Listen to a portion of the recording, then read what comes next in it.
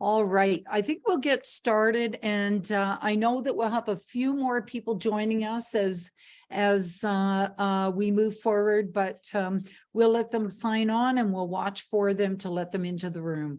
So good afternoon and welcome. I'd like to start with our territorial acknowledgement. University of Manitoba campuses are located on the original lands of the Anishinaabe, Cree, Ojibwe, Dakota, and Dene peoples, and on the homelands of the Métis Nation. We respect the treaties that were made on these territories, acknowledge the harms and mistakes of the past, and we dedicate ourselves to move forward in partnership with Indigenous communities in a spirit of reconciliation and collaboration. So welcome again. My name is Deborah Jonason-Young, and I am the IH Asper Executive Director for the Stu Clark Centre for Entrepreneurship at the Asper School of Business. The Asper School is thrilled to be partnering with the Faculty of Law, and in particular, the Marcel A. Desautels Centre for Private Enterprise and Law on the latest installment from the Rod Senf lecture series in family business and law. And of course, today we'll be featuring our very special guest, Sprague Richardson, president of Western Canadian Aerial, on family business, The Next Generation Takes Flight. It is my pleasure at this time to introduce you to our moderator and the initiator of this event, Dr. Laura Reimer, Chair of the Marcel A. Desautels Centre for Private Enterprise and Law. Over to you, Laura. Thank you. Thank you for that introduction, Deborah. Yes, I'm Laura, and I'm your MC for today. I just wanted to say that the Marcel A. Desautels Centre for Private Enterprise and the Law integrates the disciplines of law, business, and the humanities as they apply to family-controlled and other private enterprises. As you know, private enterprises are at the heart of the Canadian economy and they're the lifeblood of the province of Manitoba. These businesses are found in virtually every industry. By developing synergies between the disciplines, the Centre provides future lawyers and their clients with a better understanding of the opportunities and challenges facing privately held businesses. And in that vein, it is our great pleasure today to present Mr. Sprague Richardson, founder of Western Canadian Aerial, whose private business touches most of our lives every day by protecting our forests and our crops. But before we go to Mr. Richardson, I'm honored to present our Dean of the Asper School of Business, Dr. Bruno Silvestre, and he will then introduce our Dean of the Faculty of Law, Dr. Richard Jockelson. Thank you. Dr. Silvestre. Thank you very much, Laura. And again, thank you everyone for joining us today for this inspiring event, another one of the Stu Clark Centre for Entrepreneurship, the webinar series. I went through the list and I see many familiar names in the audience, alumni and friends of the Asper School of Business, and that makes me really, really happy. But also a big shout and a big thank you to the general support of Rod Senft and the Senft family. And because of that, we are able to present this event as a collaboration between the Faculty of Law and the Asper School of Business. This afternoon, we will learn more about the value of family business, and again, how important family business are for this province and also for this country, and the importance of intergenerational knowledge for our future leaders and entrepreneurs. We are honored to co-host alongside Faculty of Law today and look forward to more opportunity for cross-functionality in the future as fresh still baking, but fresh in the oven, including the launch of a new JD MBA program that we hope to be offering in first intake next year. So thanks to Richard and the Faculty of Law for being open to that and for collaborating with us on this initiative. We are so excited with that, and we anticipating sharing more details about this new program in the near future. coming months. And now, as we move into today's event, it's my pleasure to turn things to the Dean of the Faculty of Law to say a few words, Dr. Richard Jockelson. Richard, turn to you. Thank you. Thank you, Bruno. Welcome, everyone. I'm Richard Jockelson, Dean of the Faculty of Law, and I want to thank all of our friends and colleagues and partners at the Stu Clark Center and the Asper School of Business, and Laura at the Faculty of Law and the Desautels Centre for cooperating to bring us this event, and looking forward to many future collaborations between the Asper School and the Law School as we finally bake our JD MBA cake.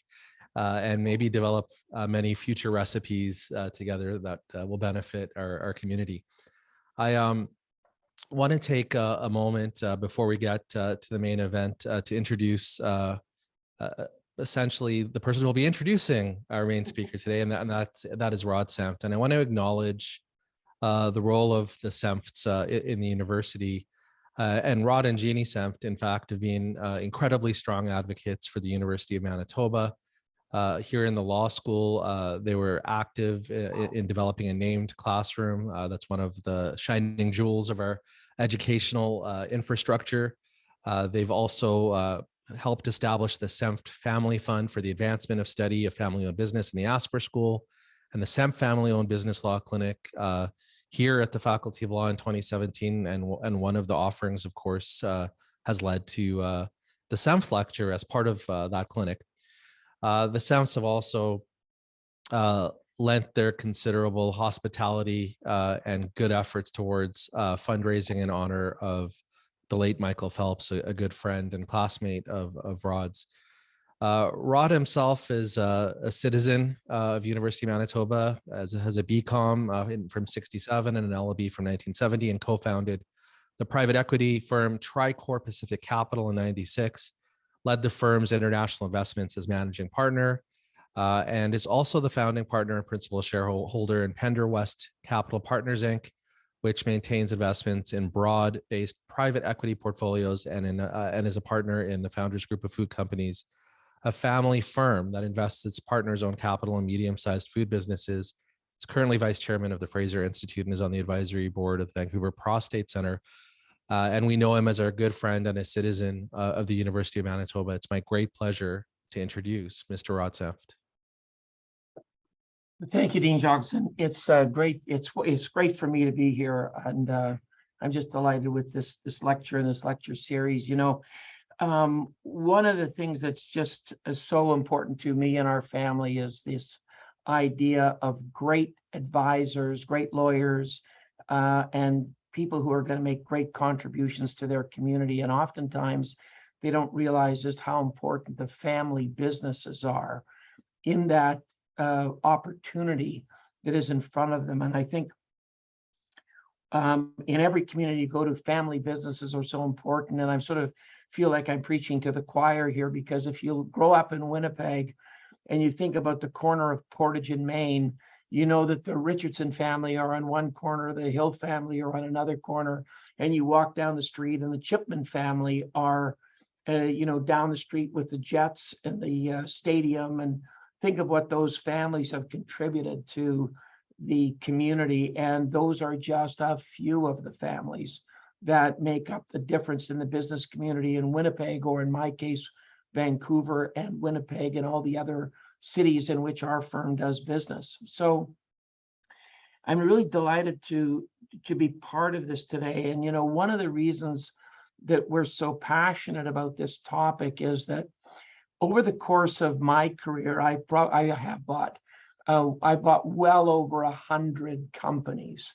And that seems like a lot to me. And I look back, and so many of those companies were families that founded their business and then they decided, in accordance with the conventional wisdom, to sell their business to private equity. And they sold, in many cases, some of those businesses to me. And I always wondered whether they wouldn't have been better off if they had been better advised by their lawyers who understood family businesses better. Just having a more nuanced succession plan than necessarily just selling out. Now, today, We have a number of families who are still partners with us in a number of our businesses, and that's exciting for us because the institutional knowledge they bring, the values they bring. And today I'm really lucky because I get to really talk about somebody who I know pretty well, the Richardson family in Winnipeg, who in my generation are G5, and today they are one of the leading families of transitioning from one generation into the next generation. And I think one of the things they do incredibly well is each generation seems to be as entrepreneurial as the next generation. And, you know, the G5 generation is still entrepreneurial. They bought Bison Transport about a year or so ago, and that company will now stay in Winnipeg. And there's companies that the G6 generation are now leading. And today we're going to get a chance to hear about a classic example of that. Sprague started this business in, I think, when he acquired Western Canadian Aerial in 2016. He's built it up organically. He's built it up, you know, through acquisitions. We're going to hear that story. And Sprague is a community leader. He's a business leader. He's doing great things with, you know, Canadian Western Aerial. So Sprague, I was kidding you earlier and saying, I played golf with you. I know what your golf game looks like. I'm really now much more interested in hearing about, you know, your family business and how the next generation takes flight. So Sprague, over to you. Thanks, Rod. I appreciate that intro. I'm, you know, not going to talk much about the inner workings of the company, but my sort of path of to my entrepreneurship and the creation of WCA, and the path that working with the from growing up as a family member to where I am today. So I'd like to say thank you everybody for joining. And yes, I am Sprague Richardson. I am part of the 6th generation of the Richardson family, or as we better know, call it as the G6. I'm president of Western Canadian Aerial, the largest aerial application business in Canada by an acre spray count. I have a friend that has surpassed me in plane count, but we spray more acres than him, so I get the last jab. We hit a milestone this year in Canada by spraying, being the first company ever in Western Canada to spray over 1 million aerial agricultural aerial acres this year, which is a huge accomplishment. Was one of our first goals set out when I bought the business, and now we're on to our next goal. So we're operating 17 planes across all 3 provinces, in all over Manitoba, eastern Saskatchewan, and east of Edmonton. And we spray mostly canola, wheat, and potatoes. And then we do a lot of forestry work with spraying softwood lumber in Ontario and Quebec right now, but as well looking to expand that into other provinces. So I'm very excited to be here to talk to, and everybody that's joined. I'm not going to go much into details of our operation because I'm pretty sure no one that signed on here wants to know about the droplet size or the physics of how wind shear and water pressure, how to achieve the perfect micron droplet size is not, I don't think, why anybody is here. So we'll keep it at a high level in my path. I'm also a person, this is new to me because I don't like to talk about myself and flaunt about myself outside my inner circle. And having Rod as a family friend, it would have been easy to say no to Rod. But I have another friend that was a part of the selection committee, Professor Brandon Trash, who I grew up with. And when a smarter person than you says, hey, I think you should do this, you should, you know, you don't say no, keep on doing it, or the school's just running out of people. And so I'm hoping it's the first point, not the second. So now I'm here to talk about my experience in entrepreneurship and coming up through my education into creating WCA. The other thing I want you to know is I'm a person, I enjoy life. I'm very lucky that I'm a person that sees the best things and looks towards the good side of everything. I wake up happy every day. I'm always lucky to wake up beside the best partner I could ever ask for, and lucky to have a son that's 11 months old. Most people can argue waking up at 4 a.m. in the morning puts a frown on their face, but I'm just happy to roll over, see my wife, or get my son, who's probably the reason why I'm up at 4 a.m. in the morning, or it's time to start the day and the planes are ready to get to go spraying. So the work day started. I'm so happy to be in the position of life I am, not for what has been given to me, but for the sacrifices and the hard work that I have done to get here. So I enjoy a laugh and a smile, and try to look at the best of life. And life is short; it's not long enough. So I encourage everybody to enjoy life, and hope I can provide a laugh or two here on Zoom. If not, I'm going to go for it. So I want to start off by talking about my education. I graduated from the University of Manitoba. We have a hidden secret here, as you all know, and I'm proud of our school. I came out of high school, let's say not an A student, not saying I didn't get A's, but it was either A or D. It wasn't all straight A's. Not knowing what I wanted to do specifically, I started off at the University 1, and I was focused on going into the Asper School of Business. I knew I wanted to be in business, but just not what part of business or how I was going to get there.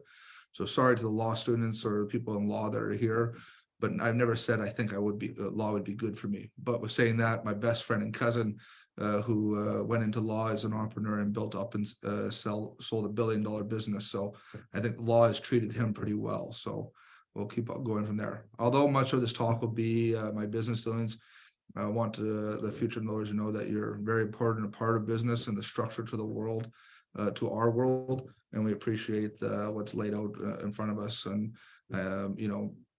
laid out in front of us. But your billable hours kill me, so I'm pretty sure my lawyer is on.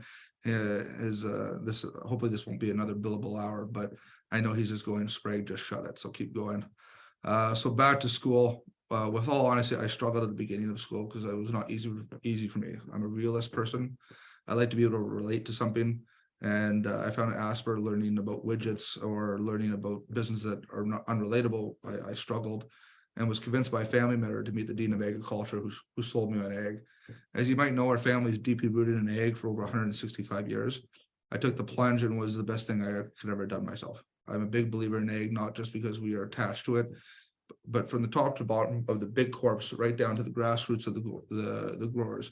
It's one of the few big industries that a handshake still means something. You can see it in some places, but in the world. But if your relationship is good as gold, if you keep to your word and you stay true to that relationship, if you do something to cross or break your relationship or your standing, people will remember it. Ag is a very big business, but everybody knows everybody. If you don't know that person, you can ask one person and they would have met you and speak and give suggestions. So $1 million deals are done every single day on a conversation and a handshake in ag. Yes, lawyers come in and make it official, and we appreciate it. But when there's a mistake or something is made, you come to the person and say, I messed up, and they're okay with you because it's about the honesty and truth of that relationship that you're building. So we'll talk more about doing good business later, but it's one of the huge things that I've enjoyed in ag and why it attracted me to it. Back to school over the years at the University of Manitoba, one great piece of advice that I got going into school, though, for any of the students here, was show up to school and treat it like a job. If school starts at 8, be there at 8, even if you don't have a class. There might be some days you end the day at 4, or there might be days that you're there to midnight working, or there might be a day where it ends at 2 and you find yourself in the pub at the university. So, that's the one thing I always found is treating my school like a job, and I wish that had been told to me earlier in my life. The next thing, was at school is I found it to be, you're learning a great vocabulary. You're going to learn more in work. So learning when you start to work was school, I found, was the stepping stone to really starting to learn and, starting to get paid, which is great. The main thing is when looking for work, though, is the mentorship and learning in the workplace. It is the most important part to start off your career right. Jobs should be fun and enjoyable, but it isn't, you're in the wrong profession. And I looked at school as a job. So you make sure that you're having fun there. We all know classes can't be the greatest, so hopefully you find some fun through some student group and events. And as we all know, the Christmas social is a good fun time, and I hope it comes back into full force after COVID. And sorry to the law, when I was at University of Manitoba, I never heard of any law parties. So, but but it's important to make your time at school fun. Also, I think it's important to meet the students of ag. When I switched into ag, I really started enjoying class, and the people in the world of ag are feeding and changing the world. Farmers, now really called growers, are very smart, intelligent individuals, and they take on huge risk compared to any businesses out there, whether it be inside the city limits to the their leverage ability. With a population over 8 billion now that we're talking about, we aren't making any more arable land to keep up with the same yields to feed the world. Technology of seed and pesticides, use of fertilizers, as well added technology to that of different practices of agriculture, are what are going to keep the world fed, as there is enough land or economical land with the growing population. So join school learning that intrigued me. We're working with helping the solutions to solve solutions with the different massive group of kids at university at the ag sector. Agronomy, food science, human nutrition science, animal science, agronomy, plant biology, and not what I focus on, agribusiness. All students working together in certain classes. Though you had focused programs, they brought everybody together to have those discussions. The ag program at U of M is top Canadian leading, if not world leading in aspects, and bringing us like-minded students of ag, science, business, and growers all together in the same room really made people think. Push the lines and discussions to get the focus program. So although you are on one path, there's so much crossover between all programs and really learning about the industry of ag.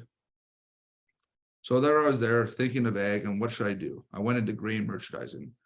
I wanted to go into grain merchandising, the buying and selling of grain. After the first year of U1, one of the reasons why it was easy to say yes to ag is I met to the dean of ag, is I spent 1 month in the summer at Richardson International, our agricultural arm of our family business, James Richardson Sons Limited.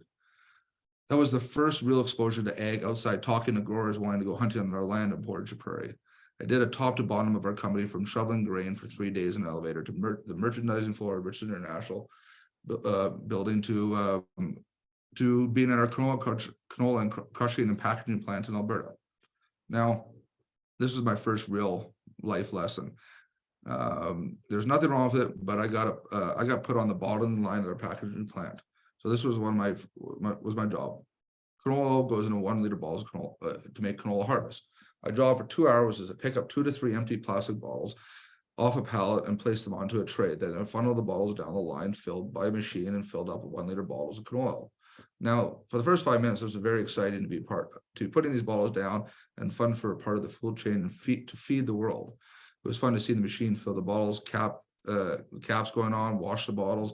The canola label would go on through the scanner and automatically picked up, put in a box, and then when the box was filled, the box would be picked up. It would go down to be put on a pallet, and when the pallet was filled, it was wrapped up and taken to the warehouse to be sold. It was really neat. I thought I was making a difference. Well, guess what? After about 15 minutes, I wasn't so impressed with this anymore. After 30 minutes, my feet started to hurt. Hour, my lower back went down, and I couldn't wait for the 2 hours to come fast enough. It was there I realized I really wanted to stay in school and find something that I love to do. So, to the students, stay in school.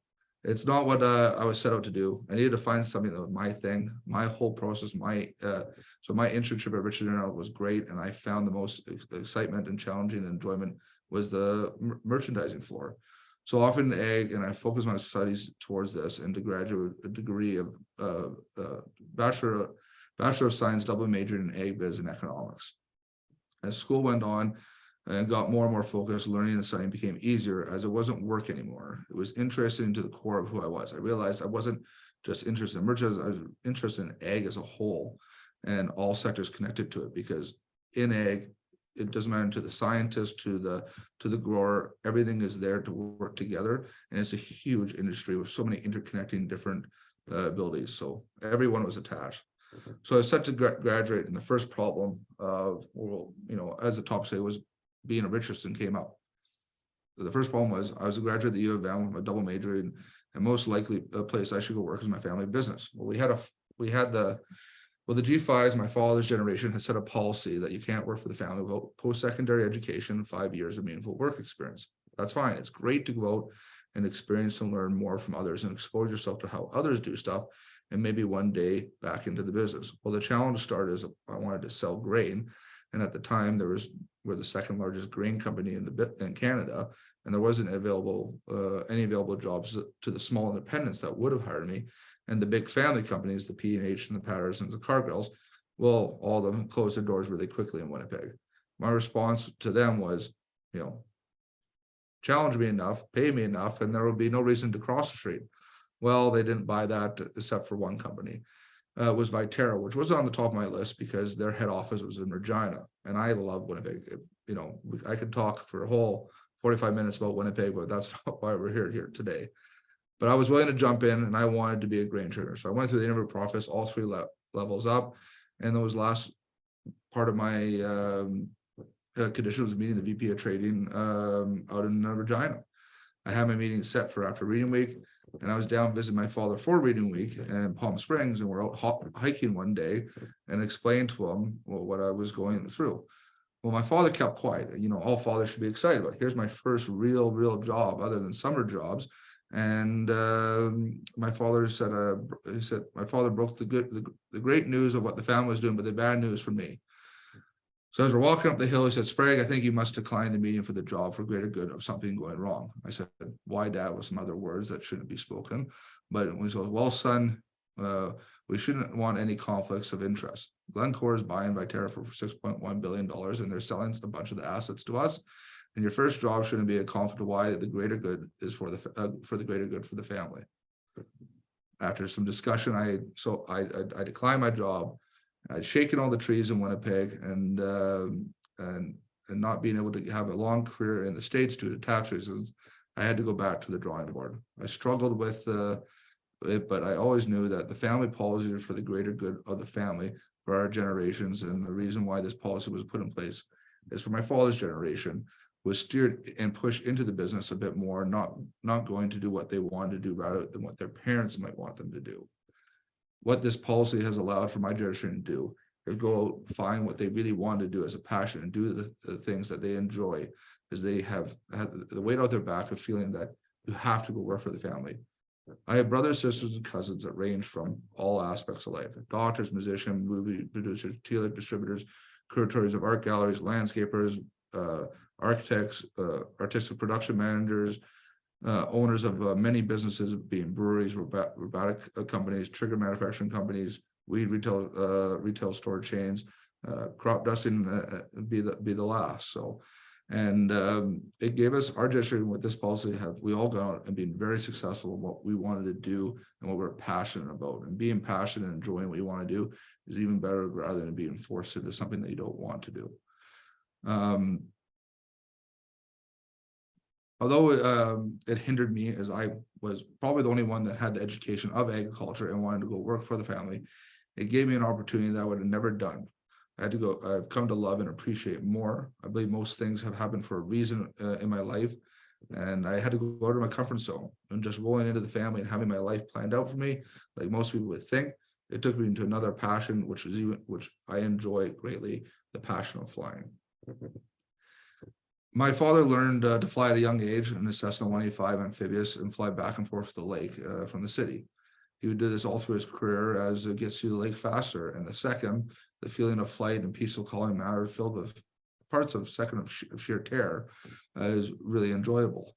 I wanted to learn the skill of flying and have the same abilities as my father do. So one summer in university, I set out to get my private license. I obtained it in 24 days, the fastest the flight school had ever seen. Because I took that mentality of treat it like a job, I obtained it really quickly.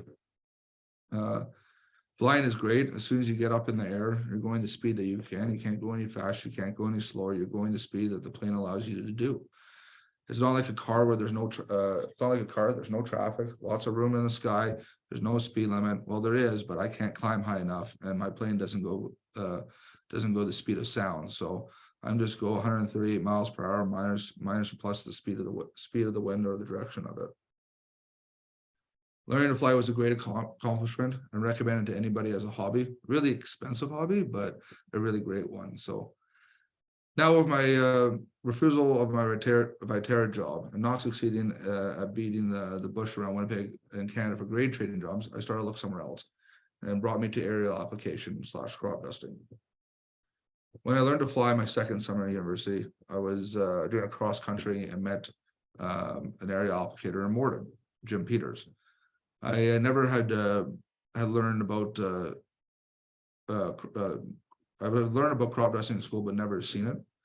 And they only operate in the summer. And I lived just outside the Winnipeg, but during the summer, I was at the lake living, working and living with my siblings. And so I'd never seen one. And the first time I saw one, my curiosity jumped. Here's something that brings two of my passions together: flying and agriculture. So to see Jim, who's now passed, walk over and checking out his big air tractor 301 with a big round engine on it, struck up a conversation for 10 minutes and really got me intrigued. And I kept this in the back of my mind. While in school, they wanted us to step out of our comfort zone and do a research paper on a business sector that you had no experience in. Well, I have one here. I don't know anything about crop dusting. So I learned, but I had an interest in it. So I was very learned that most across the business is mom and pop operations. There's one at the time, 1 to 2 plane operations. A bigger one of 3 or 4 is uncommon. I learned about the different crops they spray and where businesses are, and I learned if you spray potatoes, you're spraying on a weekly rotation, and you make more money because it's consistently spraying compared to the ups and downs of conditions of the grain and oilseed crops. And the main thing I found out was, during the research was, wetter the summer, the better it is. And so hence when it's out raining in July and everybody's upset, here at WCA, we're happy filling our pockets, especially more normal than a normal year. And so when, you're not enjoying the lake or the summers in Winnipeg, guess what? The farmers and the crop dusters are very happy outside the cities. So. And then I also found out there's about 300 planes in Canada, and mostly owned by mom and pops. The flying farmer was dying out due to the demand and the need right here, right now. Didn't work for the flying farmer, and farming was getting bigger, and they needed more planes and more demand. The average age of the owner was over 55, and many of them didn't have anybody succession plan in the family working. I thought, well, here's an opportunity to buy up a lot of mom and pops and combine them all together. Easier said than done. We'll go into that later, but it's, the concept was there. But I also did in my last year, a case study on aerial application and a two-plane business. And when you did my case study on it, I go, oh, these planes can make some money. So that's what got me spiked even more. One of my fathers knew an aerial applicator down in Winkler, Artie Petcow. And he was one of the larger operators in Canada because he sprayed potatoes. At the time, he had 4 turbines, air tractors. Today, they're up over 10. An air tractor is a specific type of plane only made for aerial application and has a jet engine with a propeller on it known as a turboprop. They're sought after planes as the engine is more reliable compared to the old style round engines or piston engines. And most accidents happen because of these rotary engines, piston engines.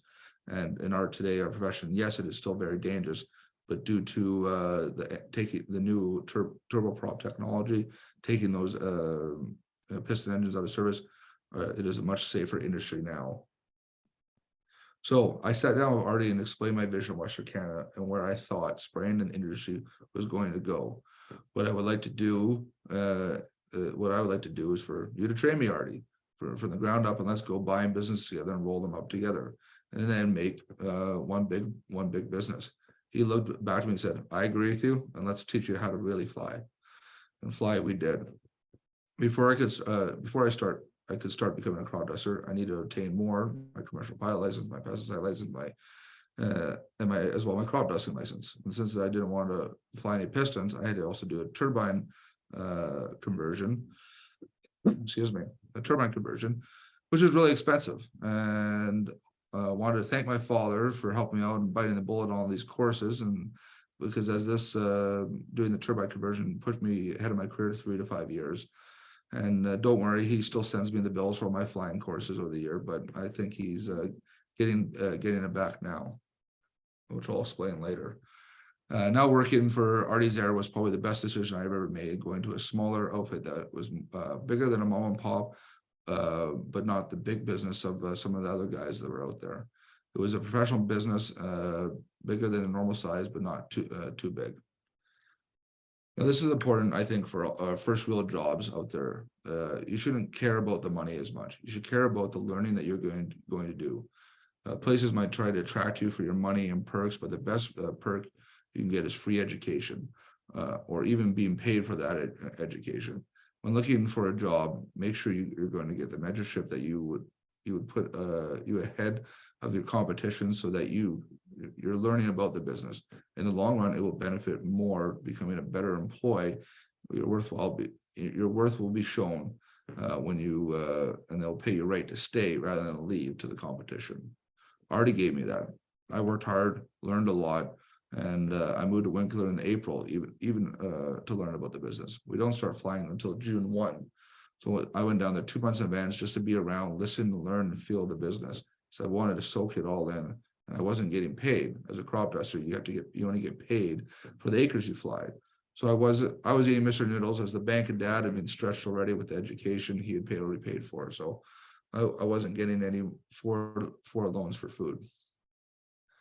I worked for Artie's Air for the next 3 years. Artie's and I tried to buy 3 businesses together, and we were not successful due to the sellers wanting too much money, or Artie's being too conservative. I think it was good exposure, because in those processes of not buying them, I learned a lot. In our business, relationships is in our business, and in the small independent service-based business, relationship is key. If you don't have those relationships, no point of buying the operation. The customer operating the business is one thing, but a customer can leave you easily if you don't have that relationship. You can go out and buy them, and then someone with a better relationship with that customer can take the whole business away in a moment. I already knew that, and I learned it from him. A relationship is not transferable. It has to be earned when you are in the independent business world. Those relationships give you the respect, so that someone in the independent business world, those relationships give you the respect, so that if someone comes and offers your client a better deal or price, that customer will come to you and say, match it, or they know your service, and they aren't even going to bring you the lower price. It'll stay with you because you know your business. Relationship is not all of it, though. One thing I strive to do is good business, and always doing good business is sticking to your guts of keeping on your path, and it will always win out in the long run. In the short term, you might lose something, but lose someone if they drop their price right to the bottom, but you'll win the business back. But because it's not a forever thing. Your clients are in the business to make money, and they know that you're there to make money as well. And if you overcharge the price, it will put a sour taste in them when you drop your bid to a lower price to match your customer.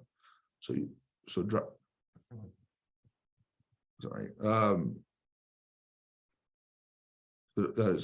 charging too much and dropping your price, the competitor's price, your customer knows that you've been taking advantage of that relationship, and you have lost their trust. And I was saying that you have to be at the market price. You can't be way over, and you can't be way under. Just doing good business, and you'll be able to justify it by doing good business.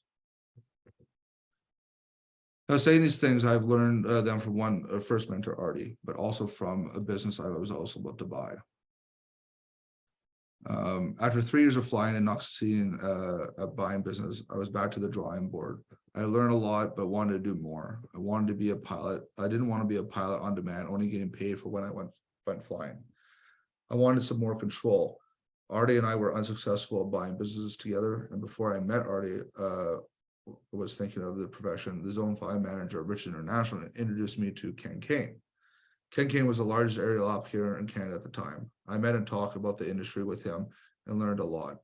After my 3 years of working at Artie's and was unhappy of the progression, I wanted to do more. Ken called me up out of the blue and said, "I'm thinking I want to sell.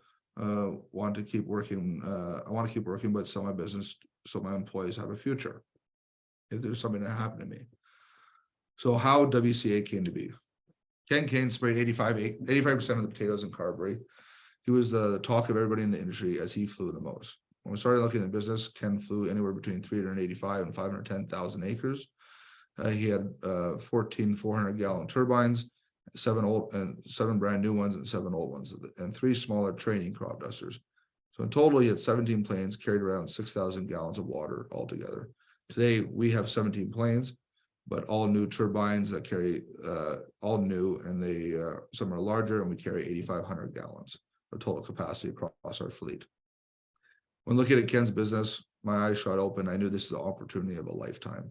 Ken and I talked a lot about how it would look like and run it, and we settled that I'll run the new and Ken would run the old. That was our first mistake. He said you can't. He said you can watch for the first year and start to grow it after. I brought it forward to my father and was interested in the business, and we would support me in buying it. He wanted equity, fund the business, with preferred shares that paid a nice dividend to him. Now getting back his return on all those pilot courses I see. So all the details would be thought out later, but my father runs a family office, and one of his employees, Jonathan Giller, and I would drive out 2 to 3 days a week, stay in Ken's house, and each day we would do our due diligence, me going through the ops and learning the side, and Jonathan going through the finances. Now my experience with Artie's paid off huge here. From being mentored and taught by the right person. If I had not taken the job, I would have failed. If not taken the job of Artie's and done it with someone else and had this on my plate, I would have failed. If I bought Ken business out of the blue, it would not be where we are today. The difference between Ken's and Artie's was that one was focused on chemical and the plane supported the chemical, and Ken's, he had the planes, the chemical was just a convenience. Artie was much more professional in an office commercial setting, and Ken's was on the home yard with all of his employees who had dinner at the dining room table. Ken had a bigger business with a homey feel, but Artie's was a professional business that still kept the personality around. Now, I don't like to stress much about my Ken days, as there was a lot happen, and there were some times that were not fun, but I pushed through. The team I put together now working has dramatically changed the business. But things I've learned in a transition. Things I've learned in a transition is be strong to your beliefs, to what you want to do, and don't go back in what you believe. If it's the path forward, stick to it. Ken had grown his business for over 40 years and hated that things were changing. I didn't buy his business to maintain it, but to grow it. That saying, the saying of hard to teach an old dog new tricks is true that I came to find out.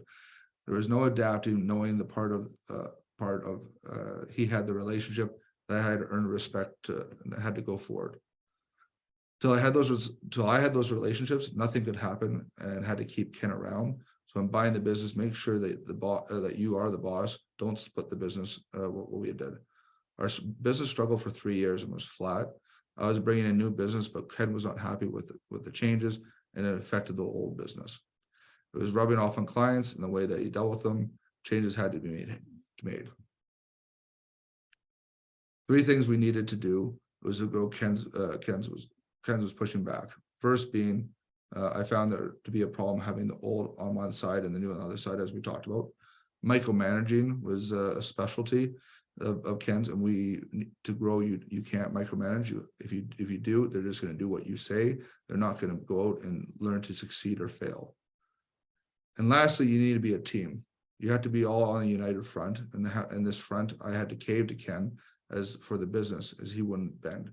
Unless I showed him the law of something that had to be changed, it was happening Ken's way. After 3 seasons, I finally had to grasp on all Ken's business. I knew I could change out with Ken without losing clients, and I'd gone out and built the relationship with and told the clients where we're going to go and what we're going to do, and had the support of them. The only one thing I didn't have was a new manager. I had to find my guy. Everyone needs their right-hand man, and I stumbled upon him as one of Ken's ex-employees living 6 miles south of Ken's place.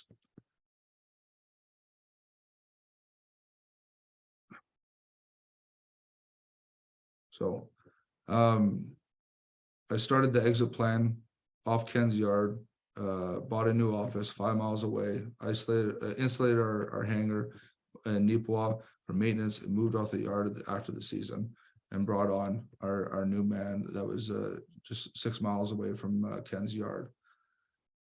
It was a hard time for me going on because work wasn't fun. I enjoyed working with everyone else in the office, but the team had to be happy enjoying their work. My father once told me that he had to let an employee go, and they were devastated by that. But years after, saw him in public and said that it was the best thing that ever happened. Because if you're not enjoying work and you're not having fun, you're not enjoying life. And Ken and I were not having a great time together, but after now has been told that he is happy with the transition and happy with our success of our growth. My one suggestion would be that in a situation like this, you have to take control of your operations. I would start to move out the old owner as soon as you have control. The problem will be problems will be caused, and problems will build on problems. And it is key to have those owners around, but with those for the history and knowledge, but make sure that you have control in those factors. Now, this is not all the time, but it was a situation that I had to come forward with. So WC has changed. We've gone from a big mom and pop to a professional business. Since buying Ken's business, we've gone out and bought 3 more smaller businesses. When we were buying Ken's business, we bought 2 planes of a neighboring competitor in Nipawin as he wanted to retire. We bought Best Lands Air in Starbuck, a 3-plane business, and kept the main manager on. And last year we bought a 1-plane business and kept the son on to manage the area as well. We also have looked at a dozen more businesses, but are not right at the time, or not right to acquire, or not right at the time to acquire, but maybe one day.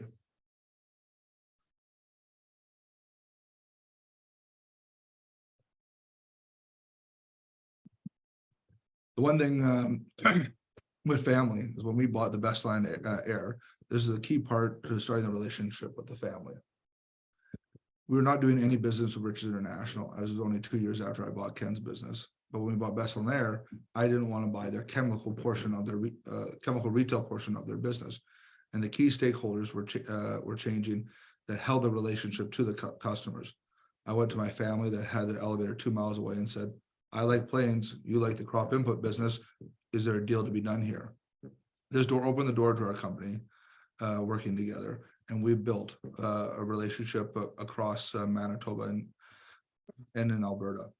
Now today, this year, we will sprayed over 350,000 acres with Richardson International clients. When we work with any retailers, I explain to them that we're just the add-on. You're the credit card, and we're just the add-on service. Through our work with Richardson International and having our planes, it is guaranteed a relationship and sales of over $10 million of chemicals through our planes for Richardson International. So that's how working together with my family business has been beneficial for each other. WCA has also changed and gone to the forestry market. The problem with ag and is conditions that it's a seasonal based business and based on conditions. Forestry market is very consistent. There's always pests in all trees, but the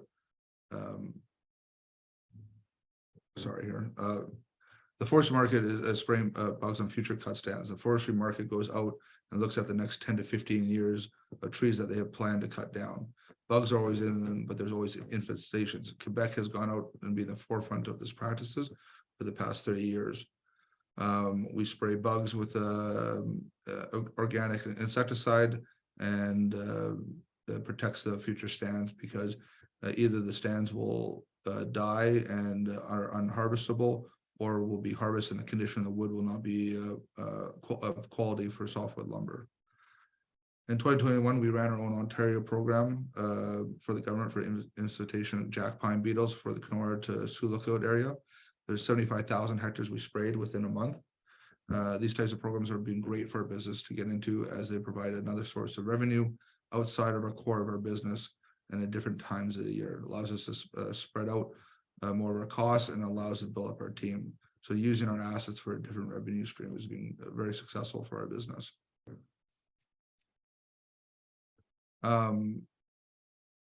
WCA is doing a lot better since we started off. Since we bought the business, we have bought 3 other businesses and are looking for more. We increased our revenue by 80% and almost tripled our EBITDA. We're in the process of doing our next year 5-year model, and our 5-year outlook is to have 25 planes consistently overspraying 1.25 million acres of arable land every single year. As you know from above, we have as stated, our future outlook is looking strong. We want to get into back into forestry suppression.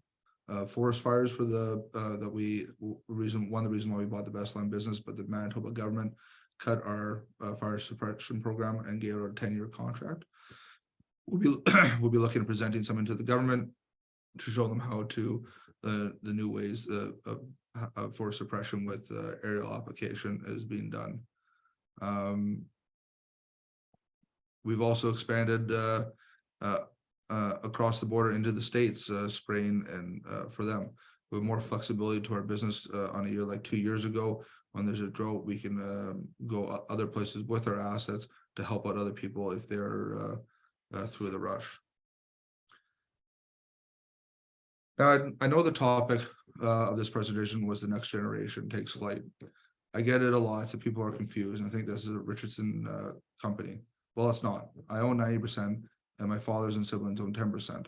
And we're in the process of paying back the preferred shares that my siblings and father has set to me on schedule. Richardson International is a customer, and I enjoy working and providing the service where I can to my family company. I get a lot out of customers thinking that RI company, that this is an RI company, and it's fun to say, no, it isn't. It's just, I'm just out here doing my own thing and loving every moment of it.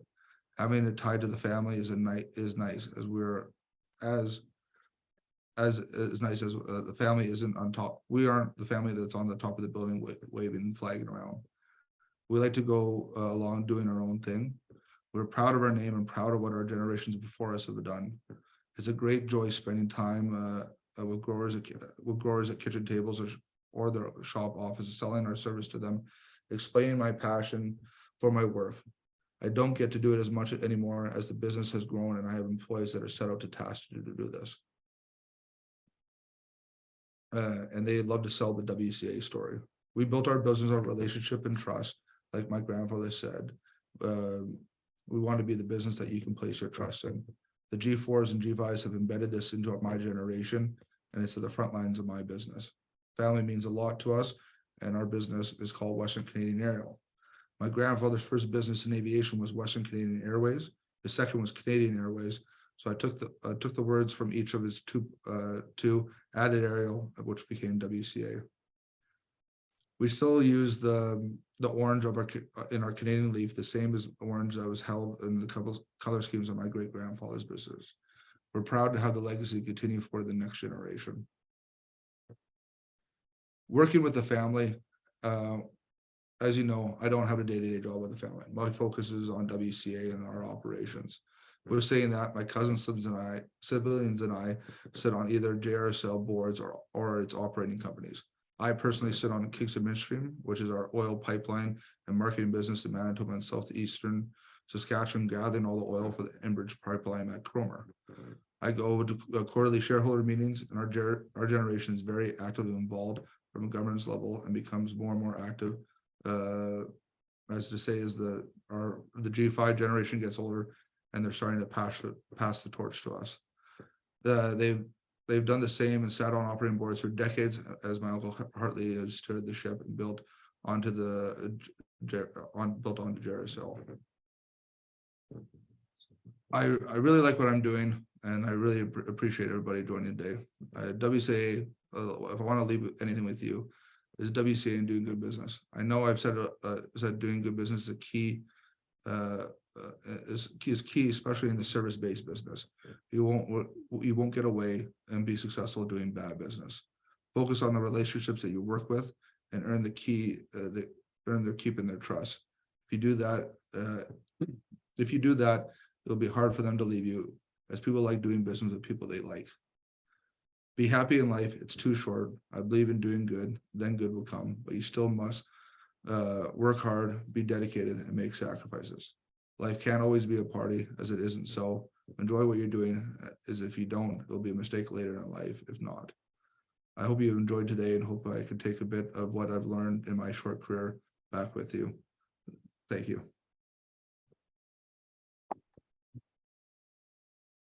Thank you very much for that fascinating story. It is indeed interesting to hear how your family has a policy of launching you and your siblings and your cousins by having you do something outside and find your own path. We only have a very few minutes for questions, but I thought I would start with one, if you don't mind. And that has to do with the future, the seventh generation. Mr. Senft talked about having bought over 100 companies. You seem to be on your way. What is it? What indicators do you use that tells you that it's time to expand? You're always looking to expand. It's looking for the right connection and relationship and personality in the businesses that we look at. The example, the business that we just bought in Verdun this past year was a father-son operation, and the father was, from that old generation, didn't want to expand, was, they had tons of relationships and opportunities, but willing to not go outside his comfort zone.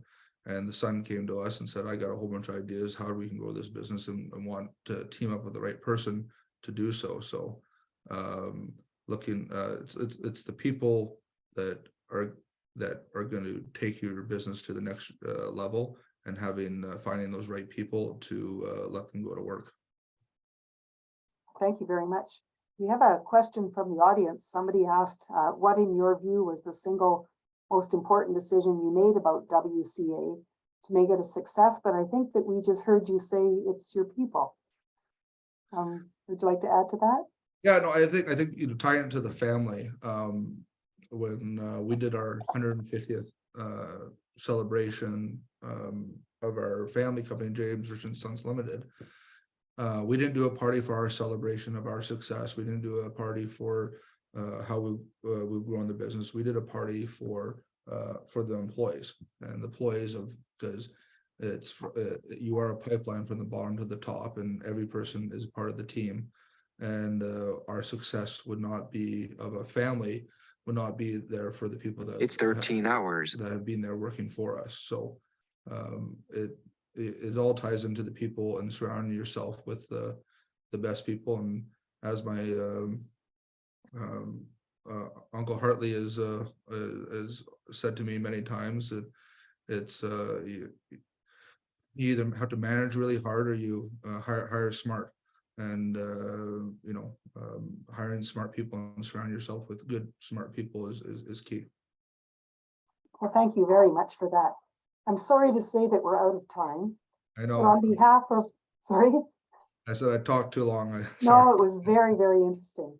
But on behalf of the university and the Faculty of Law and Business, thank you, Mr. Senft, for making this possible.